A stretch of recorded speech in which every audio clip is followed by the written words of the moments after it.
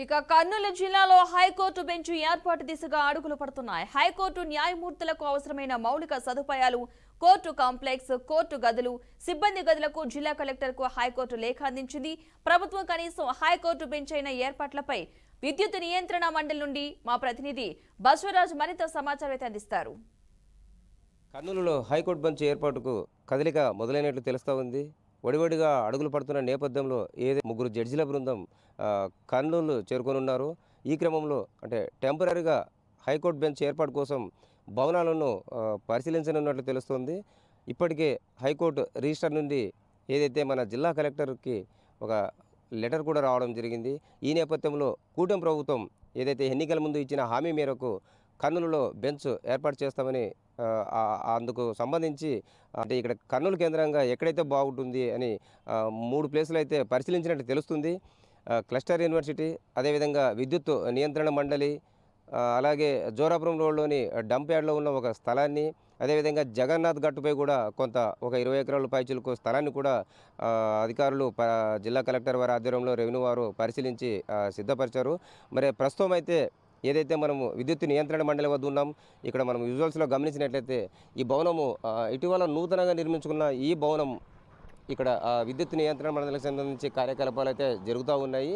అయితే ఇక్కడ హైకోర్టు ఏర్పాటు చేస్తే అంటే నగరానికి కొంత ఒక 6-8 కిలోమీటర్లు దూరంలో ఉండడం వల్ల కొంత వెహికల్ పార్కింగ్ కావచ్చు, లేకపోతే రాకపోకలకు అంత అనుకూలంగా ఉంటుందని అధికారులు భావించినట్లు తెలుస్తూ ఉంది.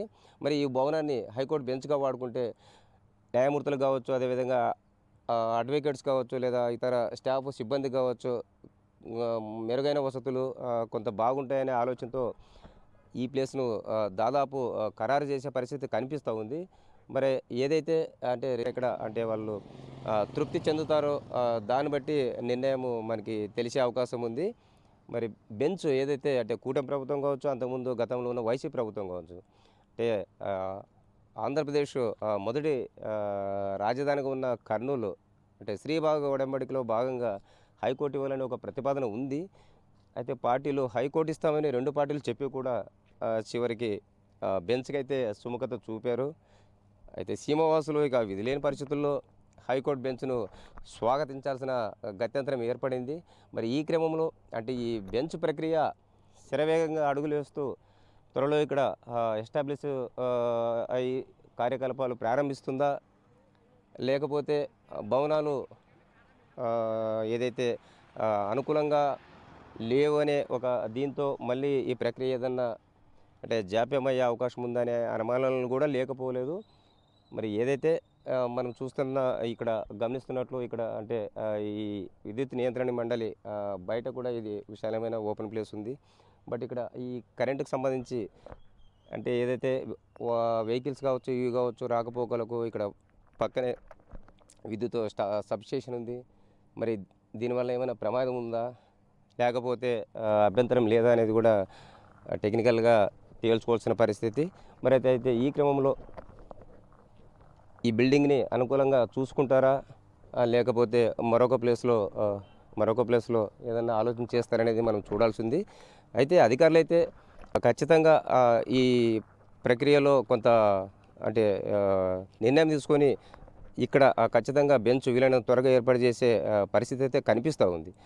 ఎందుకంటే ఇప్పటికే జాప్యం జరిగింది కాబట్టి అంటే కొందరు ఇటీవల హైకోర్టులో పిల్లేశారు. ఏదైతే బెంచ్ అనేది రాష్ట్రానికి మధ్యలో ఉండాలి కానీ ఇలా శివారు ప్రాంతాల్లో ఉండరాదు అనే ఒక దానితో పిల్లేసినట్టు తెలిసింది. మరి అది ఏమన్నా బెంచ్ ఏర్పాటుకు లేదా బెంచ్ ప్రక్రియకు అడ్డంకిగా మారుతుందా, లేదా ముందు ప్రభుత్వం తీసుకునే చర్యలకు ఏదైనా విఘాతం కలిగిస్తుంది అనేది కూడా మనం చూడాల్సి ఉంది.